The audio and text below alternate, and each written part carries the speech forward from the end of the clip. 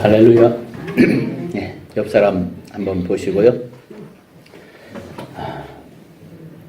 옆 사람들 보세요. 옆 사람 보세요.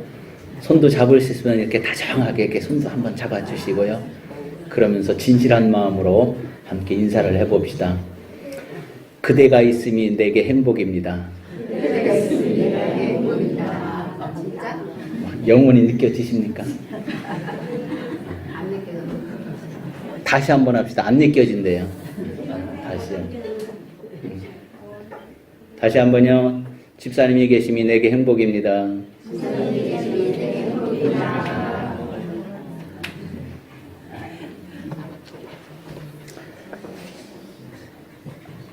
세계 어느 민족에게서 보기 힘든 특별한 것이 우리에게는 있습니다. 바로 패션, 열정이라고 하는 것입니다. 열정. 그 정서가 우리 신앙에도 그대로 적용되어집니다. 한국교회가 이렇게 부흥할 수 있었던 것도 우리가 가지고 있는 그 기질 중 열정이라고 하는 것 때문입니다. 교회 예배를 생각해 보세요.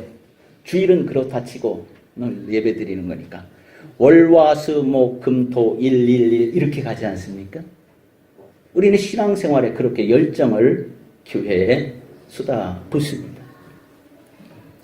이렇게 열정이 가득한 신앙으로 성장해 오면서 이 열정으로 안타깝게도 성숙을 이루어내지 못하고 이 열정이 언제부터인가 우리의 신앙을 왜곡시키기 시작했습니다.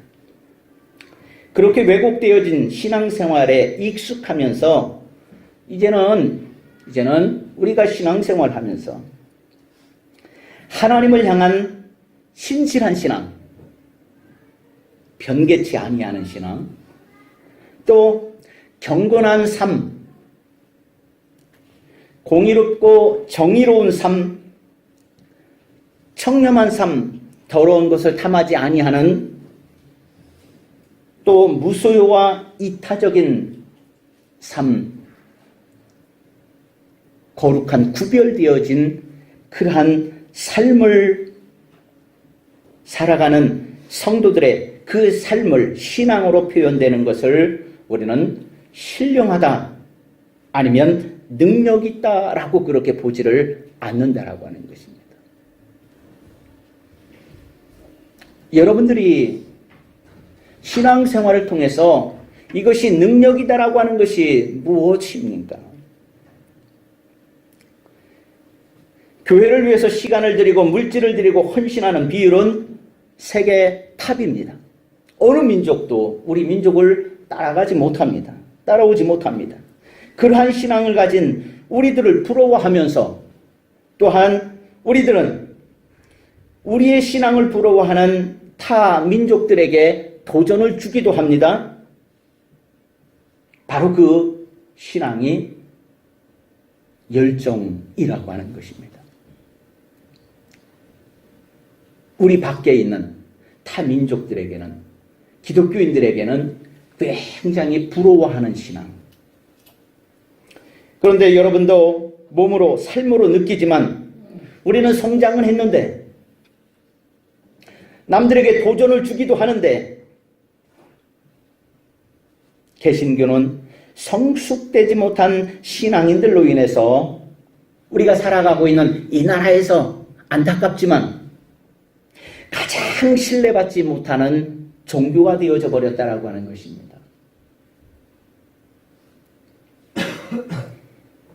안타깝지만 우리의 그 부끄러운 신앙의 자화상을 성경에서도 만날 수 있습니다. 바로 선지자 아모스가 활동하던 북왕국 이스라엘에서 그 자화상을 발견하는데 하나님께서 아모스 선지자의 입에 넣어주신 그 말씀을 들으면서 하나님이 우리를 보면서 탄식하는 그 소리, 하나님께서 이스라엘 백성들을 바라보면서 탄식했던 그 소리를 들으면서 우리가 가야 될 신앙의 길을 바로 찾아갈 수 있는 우리 성도 여러분들이 되어 주시기를 바랍니다. 오늘 본 말씀은 예언자 아모스를 통해서 주시는 북이스라엘을 향해서 주시는 말씀입니다. 그런데 아이러니하게도 아모스는 드고아 출신입니다. 드고아는 남유다 이스라엘에 속해 있는 지역이죠. 왕족 출신인 이사야 선지자가 있었습니다. 그런가 하면 제사장 가문의 출신인 예레미야라고 하는 선지자도 있습니다. 그런데 이 아모스는 이들과는 달리 그냥 뽕나무를 재배하며 양을 치는 목축업자, 시쳇말로 하면 촌놈이라고 하는 것입니다. 촌사람. 촌사람인데도 불구하고요. 그런데 아모스는 목축업을 하는, 뽕나무 재배업을 하면 그러한 삶으로서 그는 부유한 목축업자였다라고 그렇게 이야기를 합니다. 그런가 하면 남들하고 다르게 탁월한 해박한 지식을 가지고 있었고 역사인식이 아주 탁월했습니다. 통찰력을 가지고 있었습니다. 남들이 가지지 못했던 언변이 탁월했습니다. 그러한 아모스를 하나님께서는 부르시고 그 아모스에게 신탁을 주셔서 하나님의 말씀을 선포케 하셨습니다. 결국 하나님은 왕족이든 제사장 가문이든 촌사람이든 따지지 아니하고 겸비되어 있으면 하나님께서 그를 쓰신다라고 하는 것입니다. 아모스가 활동하던 시기, 그 시기는 북왕국 이스라엘 여로보암 2세가 통치하던 시대였습니다. 이때는 북왕국에게 있어서는 몇 번 안 되는 풍요의 시대였습니다. 많지 않았던 그 풍요의 시대, 번영의 시대였습니다. 주변국에는 그 강대한 나라였던 애굽이라고 하는 나라가 있었습니다. 또한 바벨론이라고 하는 나라도 있었고요. 또한 아수르라고 하는 그 제국들이 있었습니다. 그런데 이 제국들이 쇠퇴해져 있었습니다. 힘이 없었습니다. 그런데 이 북이스라엘은 국제 무역을 통해서 경제를 활성화시키면서 풍요의 시대를 살아가고 있었던 그러한 때였습니다. 그런데 잘 먹고 잘 사는 이때 하나님께서 아모스 선지자를 보내셔서 북왕국의 쇠락과 심판을 예언하고 있는 것입니다. 잘 먹고 잘 살고 있는데 하나님께서 아모스 선지자를 통해서 북왕국을 쇠락할 것이다. 너희들에게 하나님의 진노가 임할 것이다 라고 심판을 예언한다라고 하는 것입니다. 오늘 본문을 함께 보시기를 바랍니다. 오늘 본문 말씀입니다. 너희는 베들에 가서 범죄하며 길갈에 가서 죄를 더하며 아침마다 너희 희생을 3일마다 너희 11조를 드리며 누룩 넣은 것을 불살라 수은제로 드리며 낙헌제를 소리내어 선포하려무나 이스라엘 자손들아 이것이 너희가 기뻐하는 바니라 주 여호와의 말씀이니라. 이 말씀이 과연 뭘까요? 이렇게 살아가라고 하는 얘기인가요? 이스라엘 백성들이 이렇게 살고 있었다라고 하는 거예요. 수은제도 드리고요. 누룩 넣은 빵으로 수은제를 드렸다고요. 말도 안 되는 것입니다. 누룩을 넣지 않아야 되는데 누룩 넣은 빵으로. 그런가 하면 아침마다 너희 희생을 드리며 양을 잡고 또 소를 잡아서 아침마다 제단을 쌓았다라고 하는 것입니다. 3일마다 11조를 드렸다고요. 수은제뿐만 아니라 낙헌제도 드리고 소리내어서 크게 하나님 앞에 제사를 드렸다라고 하는 것입니다. 그런데 마지막에 이스라엘 자손들아 이것이 너희가 기뻐하는 바니라. 너희가 기뻐하는 바니라. 여기에 초점이 있는 것입니다. 너희가 기뻐하는 바니라. 내가 기뻐하는 것이 아니라 너희가 기뻐하는 바니라. 이것이 여호와의 말씀이니라.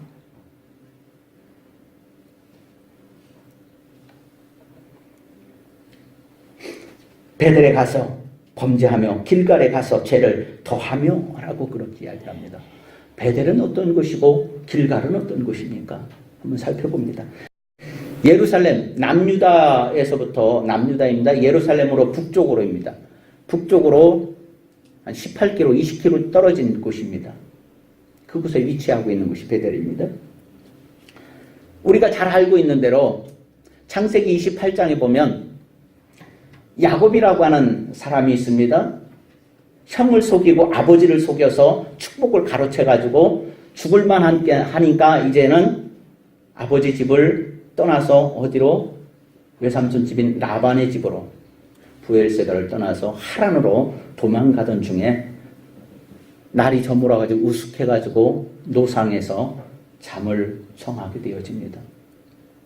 그런데 잠자는 동안에 꿈속에서 사닥다리가 하늘에서부터 땅까지 내려왔는데 그곳에 닿는데 천사들이 오르락 내리락 하는 꿈을 꾸고 깜짝 놀래가지고 아침에 부지런히 일어나서 아침에 일찍이 돌로 제단을 쌓아서 그곳에 돌단을 쌓았다. 우리가 찬양하는 내용이 나오잖아요. 그곳이 바로 베델이라고 하는 곳입니다. 유서가 굉장히 깊은 곳입니다.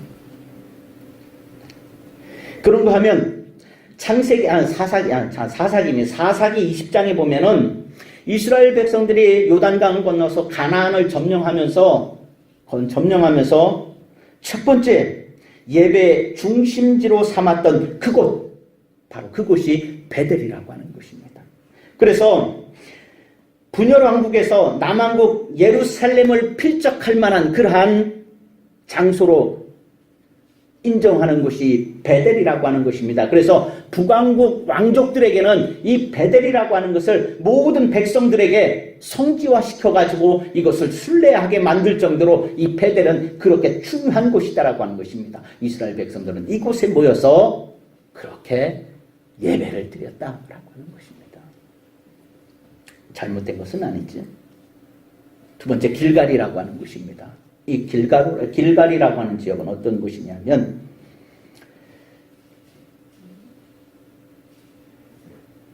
가나안을 정복한 이스라엘 백성들의 성소가 세워집니다. 성소. 하나님의 제단이 만들어지는 곳, 법궤가 놓여지는 곳, 그러한 성소. 그런데 그 성소 중에서 중앙 성소로 세워졌던 곳이 바로 이 길갈이라고 하는 이 지역입니다. 또한 북왕국 이스라엘에게는 중요한 순례지로서 베델과 길갈 하면 이들에게는 북왕국이 존재하게끔 하는 그러한 성지로서 인정받는 그러한 곳이었다라고 하는 것이죠. 그래서 그곳에서 아침마다 희생 제물을 드리고 3일마다 11조를 드리고 수은제, 피 없이 드려지는 제사를 말하는 것입니다. 피 없이 드려지는 불로 태워서 드리는 그러한 제사가 드려지는 곳, 드려졌던 곳. 또한 낙헌제를 드렸던 것이다라고 합니다. 그러한 예배를 드리면서 성대하게 집회를 가졌던 곳이 길갈이라고 하는 곳입니다. 베델이라고 하는 곳입니다.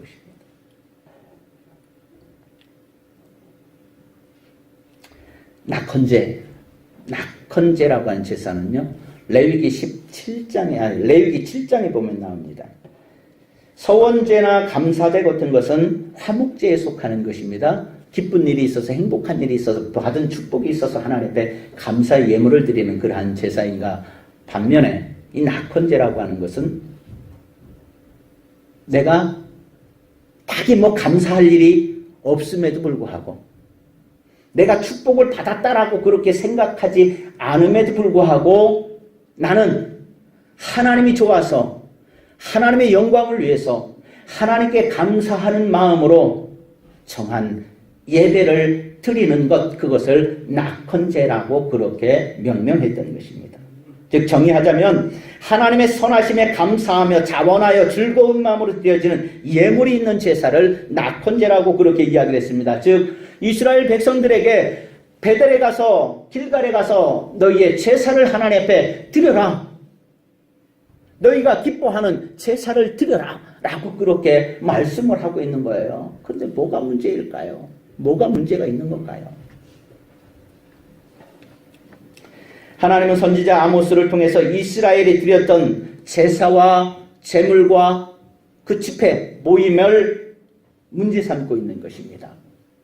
무엇이 문제가 있었을까요? 우리의 예배를 한번 성찰해 보시길 바랍니다. 그 이유는 그 제사가, 그 예배가 하나님이 기쁘시게 하기 위한, 하나님을 기쁘시게 하기 위한 예배라고 하기보다는 왕족들을 위해서, 왕가를 위해서 모든 백성들을 동원해서 화려하게, 성대하게, 그리고 날마다 새벽마다 희생제물을 드리며 너희의 11조를 3일마다 정하여 하나님께 드려지는 그 예배였다라고 그렇게 말씀하고 있는 것입니다. 다시 말씀드리면 이스라엘 사람들, 왕족들을 위한 인간의 자아 만족을 위해서 드려지는 예배였지, 하나님의 영광을 위해서, 하나님께 감사함을 드리기 위해서 하나님께 드려지는 예배가 아니었기 때문에 하나님은 이스라엘 백성들의 그 예배를 대언자 아모스를 통하여서 너희들의 그 예배가 모든 것이 가증스러울 뿐이고 너희들의 예배를 통해서 하나님의 축복의 통로를 여는 것이 아니라 하나님의 진노가 너희들에게 임할 것이다 라고 그렇게 선포함을 받는 그러한 내용이다라고 하는 것입니다.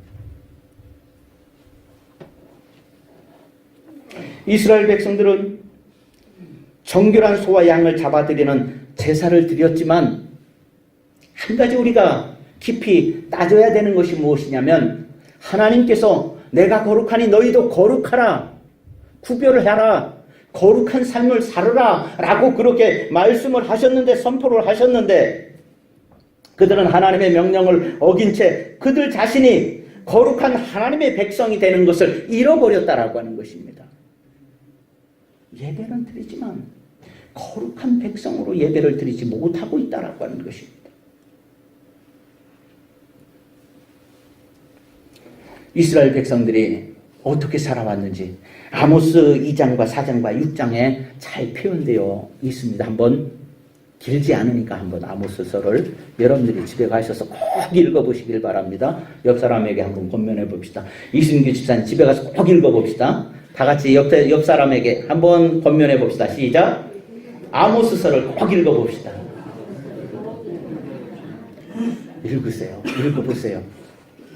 아주 은혜가 솔솔할 겁니다. 아, 이거구나.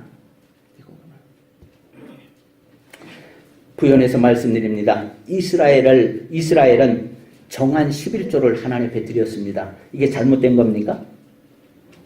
감사한 일이죠. 감사한 일이죠. 그런데 하나님이 보시는 것을 여러분들이 다시 읽으셔야만 됩니다. 수고와 땀을 흘려 얻은 정당한 수입보다는 아모스 2장 8절과 5장 10절에 12절 말씀에 기록되어져 있는 대로 이스라엘 백성들은 하나님 앞에 드려지는 예물이 어떠한 돈이었냐면 고리대금업 해가지고 신약 성경에 나오는 세리처럼 백성들의 돈을 뜯어가지고 요즘에 사채업 하는 것처럼 돈을 막 3,000%, 4,000% 이자 매겨가지고 막 뜯어가지고 거기에서 11조를 때려서 하나님 앞에 드렸다라고 하는 거예요. 또 아모스 2장 6절과 8장 6절의 말씀에 나와 있는 것처럼 뭐라고 그랬냐면 이스라엘 백성들은 자신이 땀 흘리고 노동하고 수고하고 애써서 벌은 그러한 노동의 가치가 아니라 노예 노동을 시켜가지고 노예들을 통해서 노동한 것을 가지고 그것을 토색하고 착취하고 착복해가지고 그것을 내가 벌은 것이다 라고 생각하며 하나님 앞에 그것으로 11조를 드렸기 때문이다 라고 하는 거예요. 그것을 하나님께서는 기뻐하시지 않았다 라고 하는 거예요. 그걸 책망하셨다고요. 책망보다 더 진노하셨다라고요. 진노하셨다. 낙헌제와 같이 엄숙하고 거대한 집회를 계획하고 진행하는 그들 마음에는 경건함과 거룩함, 공의와 정의, 성실과 청결과 같은 그러한 삶의 모습과 상관없이 악독과 불의를 사랑하는 마음, 그리고 하나님에 대한 불신앙으로 가득했다라고 하는 것입니다. 이러한 모습을 하나님의 진노를 일으킬 만한 그러한 모습이다라고 아모스 선지자는 이스라엘 백성들에게 선포하고 있는 것입니다. 이 시대를 살아가는 현대인들, 초원교회 성도 여러분들은 예언자적인 신앙의 자세를 주시해야만 합니다. 세상 한가운데서 세상의 소리 때문에 귀가 멀어가지고 하나님의 말씀과 음성을 듣는데 둔해서는 안 됩니다. 사사시대에 하나님의 말씀이 희귀했던 이유가 무엇 때문입니까? 하나님이 말씀을 하시지 않았기 때문에요. 왜 하나님이 말씀을 하시지 않았습니까? 하나님의 말씀을 듣는 사람이 없었기 때문에, 또 그 들은 것을 전하지 않았기 때문에, 전하는 사람이 없는 것뿐만 아니라 하나님의 말씀을 선포하며 그렇게 살는 백성들이 없었기 때문에 하나님의 말씀이 끊어졌다라고 그렇게 말씀하고 있는 것입니다. 아모스가 활동하던 시대에는 이스라엘이 국제무역을 통해서 풍요의 시대를 살고 있는 때였다라고 했습니다. 돈을 많이 버는 그러한 때였습니다. 풍요롭게 살아가는 그러한 때였습니다. 오늘 우리가 사는 이 시대를 한번 보시길 바랍니다. 5,000년의 역사, 유구한 역사 속에서 지금처럼 풍요롭게 살아가는 시대가 있었습니까? 없었어요. 없었어요. 우리는 지금 옷이 없어서 걱정하지 않습니다. 입을 옷이 없어서 걱정을 하지요. 음식이 없어서 걱정하지 않습니다. 먹을 음식이 없어서 걱정할 뿐이다라고 하는 것입니다. 그런데 그 풍요의 시대에 이스라엘 백성들은 약소한 민족들, 가난한 사람들, 절대 빈곤에 내몰린 그러한 사람들의 신음소리를 듣지 않고 도리어 고리대금업으로 가난한 이들의 것을 착복했고, 노예 노동을 통해서 힘없고 가난한 이들을 빼앗았다고 하는 것입니다. 그러면서 하나님의 말씀을 듣을 귀가 막혀서 우리 시대에 이 풍요로운 시대를 살아가는 우리들이 하나님 앞에 서 있는 내 자신을 우리는 돌아볼 수 있어야 됩니다. 풍요와 부라고 하는 것 한번 생각해 보시기 바랍니다. 한 개인에게는 가장 중요한 삶의 목적이 되었습니다. 오늘 아침에도 우리 집사람한테 제가 혼났어요. 왠 줄 아십니까? 여보야, 나도 내가 이제 5월달부터는 로또를 사야겠다. 대신 당신이 열심히 기도해. 라고 그렇게 얘기했다가 혼났어요. 목사님이 돼가지고 예전에는 나한테 로또 사지 말라고 그렇게 이야기하더니 목사님의 입에서 로또를 산다라고 하는 얘기가 말이 됩니까? 하면서 막 쏙 들어갔어요.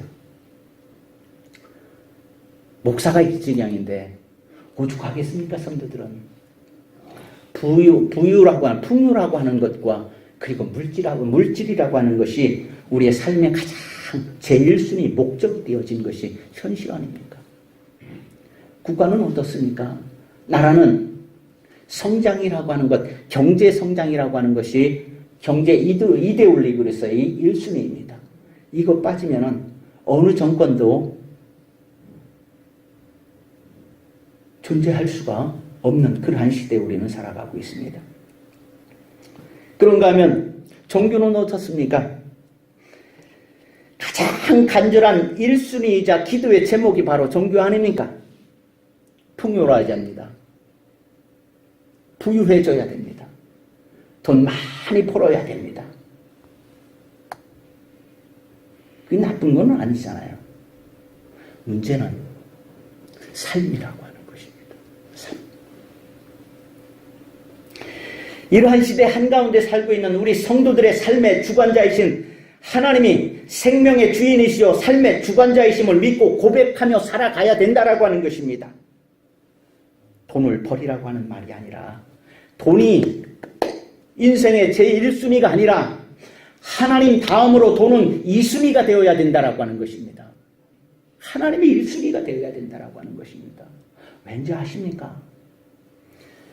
하나님 말씀으로 우리가 무장되어져 있을 때, 우리 아까 여기 장로님께서 기도하신 대로 성령의 두루마기를 입고 우리가 그 성령의 힘으로 살아갈 때 우리에게 주어진 물질을 선용할 수 있는 능력이 생기기 때문에, 할렐루야. 그래서 하나님이 1순위가 되어야 되는 것입니다. 돈은 2순위야. 2순위. 두 번째, 하나님께서 우리를 예배자로 부르십니다. 예배자요.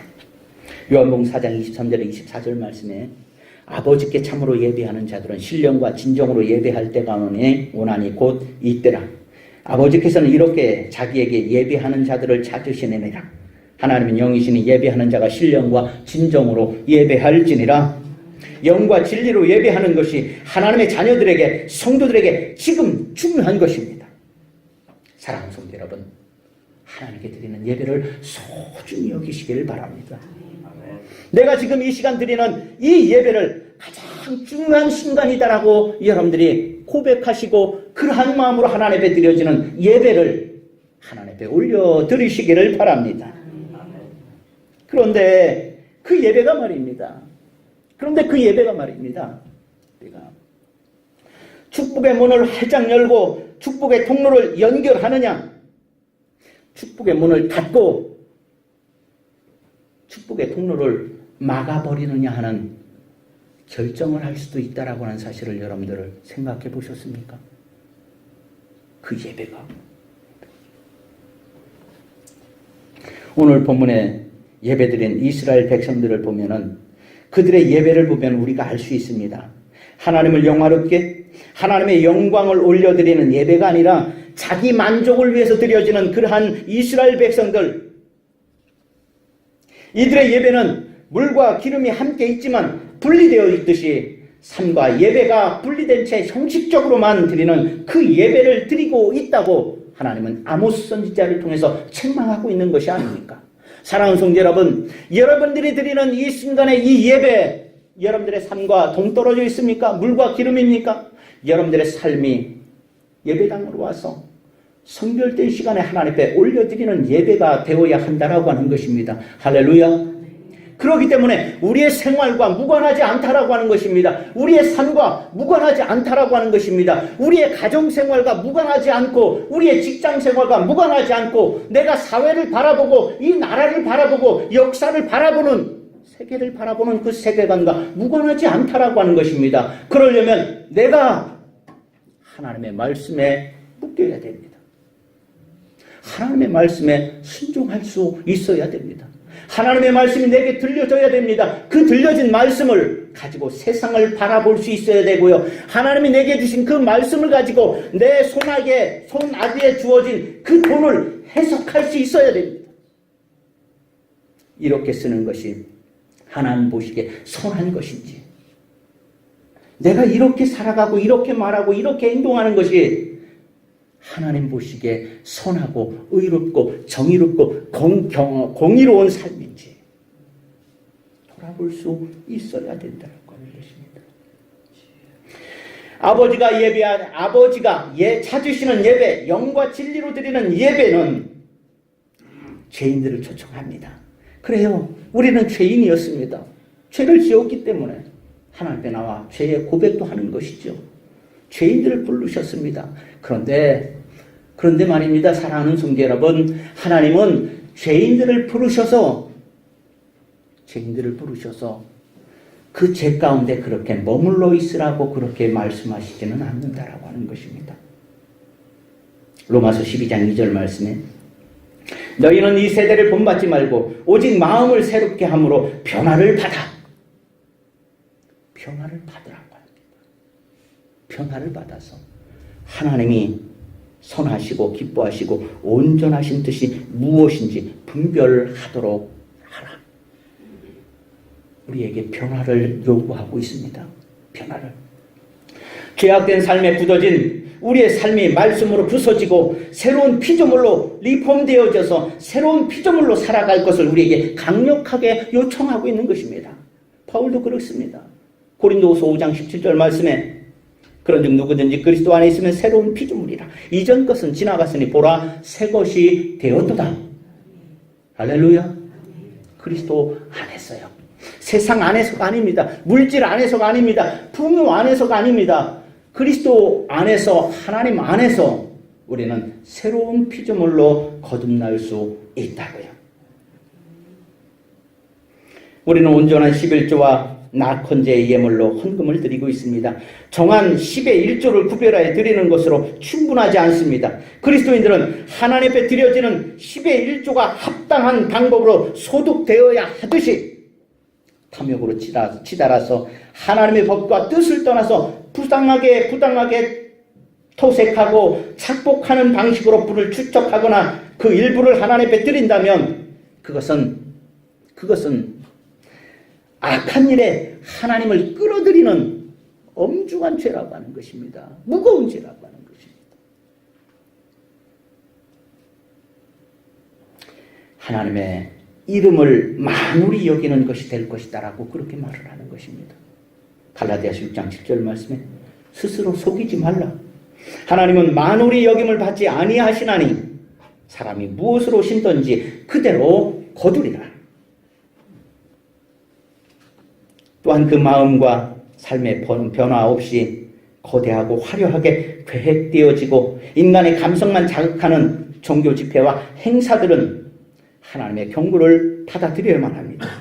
그러므로 우리 신앙생활은 자기 먼저, 자기 과시, 자기 욕심에 뿌리를 두고 있으면 안 된다라고 하는 것입니다. 우리 자신을 냉정하게 돌아보고 거룩한 자녀들로 내가 거듭날 수 있기를 바랍니다.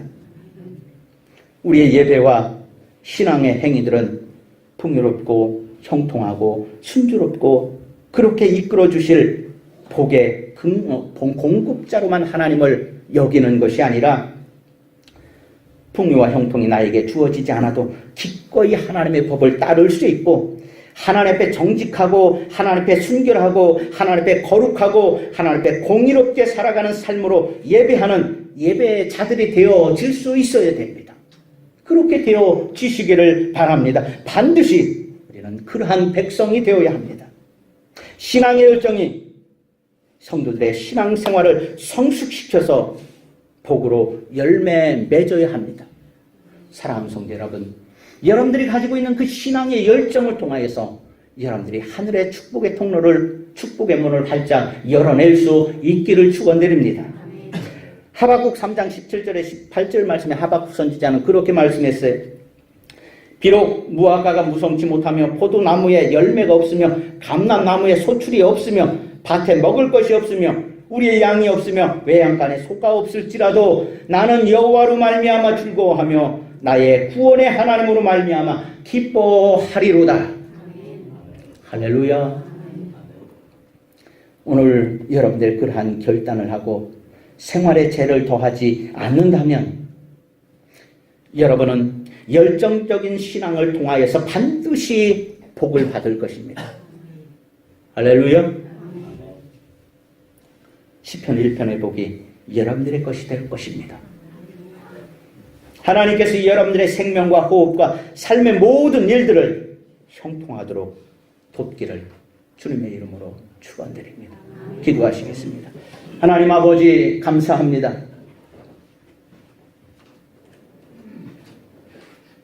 하나님 앞에 죄를 더하지 아니하고 하나님의 말씀에 순종하고 순복하여 하나님이 우리를 예비하신 하늘의 신령한 축복으로 주의 사랑이 넘치게 하여 주시고 받은 그 축복을 가족과 형제와 이웃과 더불어 믿음으로 행복하게 살아가는 복된 성도들이 되게 하여 주옵소서.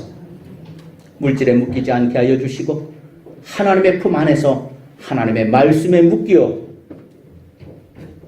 하나님의 인도함을 받는 거룩한 성도들이 되게 하여 주옵소서. 예수님의 이름으로 기도하옵나이다.